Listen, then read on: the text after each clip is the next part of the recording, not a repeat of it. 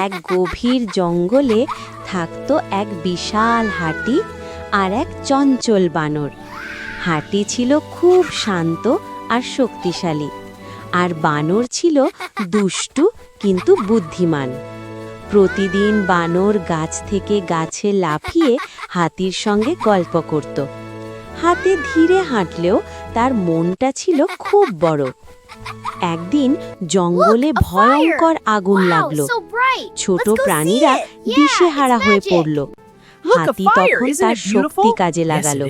সে নদী থেকে পানি এনে আগুন নেভাতে লাগলো, কিন্তু কোথায় পানি ফেলতে হবে তা বুঝতে পারছিল না।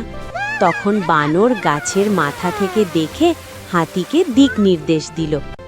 দুজনে মিলে আগুন নেভালো, জঙ্গল বাঁচল। সবাই তাদের ধন্যবাদ দিল। হাতি বুঝল বুদ্ধি কতটা দরকার।